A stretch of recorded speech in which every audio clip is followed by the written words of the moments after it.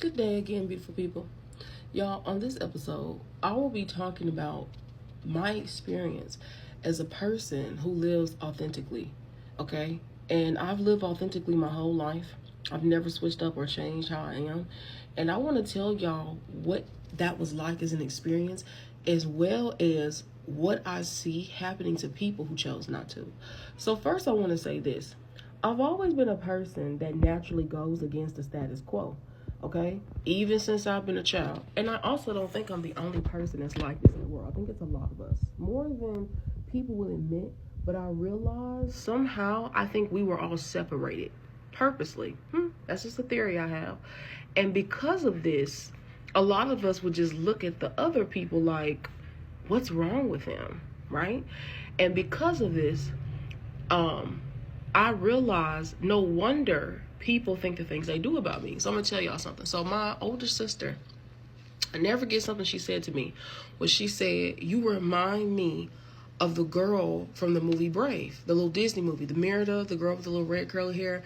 And I remember thinking to myself, like, out of all the Disney princesses, that's who I remind you of? And she's like, yeah, because you're brave. And then I remember thinking to myself, like, what? Like, I couldn't understand it, okay? Now I think I grasp what she's talking about.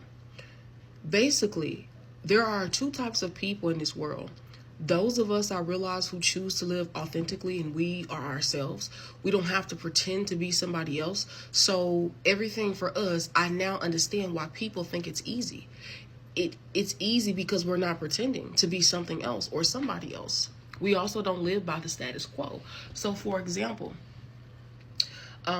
I've met people who would try to compare themselves to me my whole life. I didn't understand it. I know now, obviously, it's jealousy. But I would just be like, why can't you be happy with what you have? What is your problem that you feel the need to compare yourself to me? I couldn't grasp what was wrong with these people. So I'm going to tell y'all, there is a book that I absolutely love. It's one of my favorite books. They also made a modern film about this same movie. Okay? The book is called The Count of Monte Cristo by Alexander Dumas. Okay, Dumas. And in the movie, there is a line that I remember till this day that I absolutely love. And if you've ever seen the storyline, I'm just going to give you a little plot of what she said. Basically, there was a man who was poor and there was a man who was rich. He was the son of a king. And his best friend was a man that was in poverty. However, they both were in love with this same girl who was gorgeous, beautiful girl. And one day, while her boyfriend was gone because he had to work, his friend, he decides to come on to her.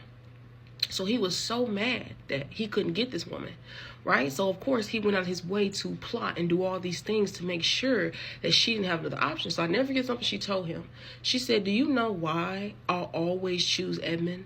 And she was like, "Well, I would never pick you."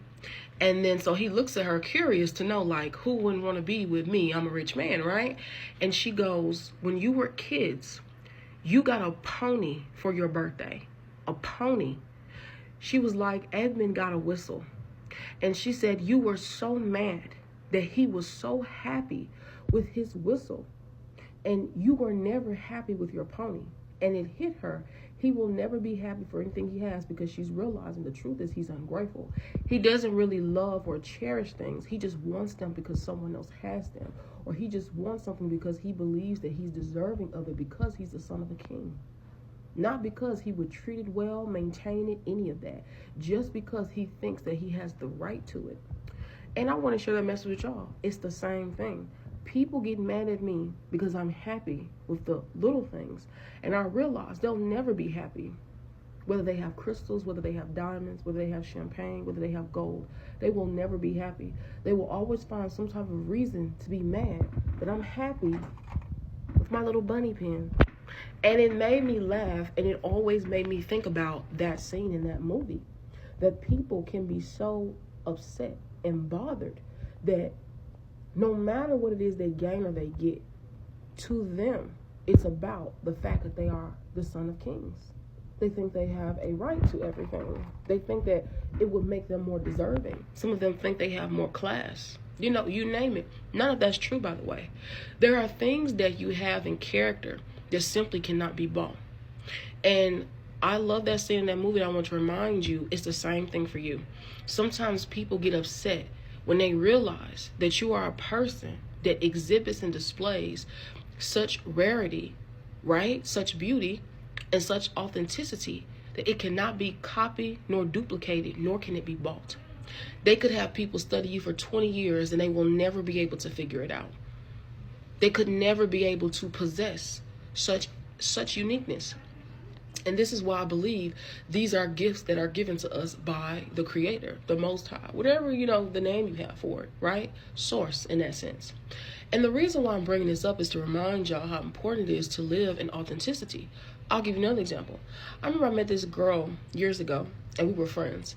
And I didn't notice it then, but I realize now that she thought she was better than me. Okay. Now at the time, none of this occurred to me just because I've always been a very sweet person. And because I'm a sweet person, people will often take that as you're stupid. Just because you're sweet, right? They think you haven't experienced pain, you haven't seen hardness. I'm going to show you this. I want to share something with y'all. The sweetest people are the most evil, whether you believe that's true or not.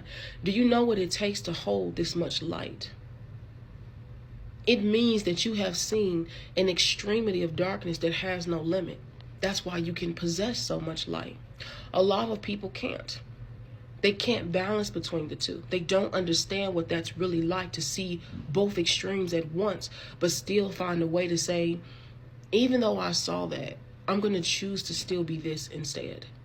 Most people cannot do that when they see such a disturbing level of darkness. Okay?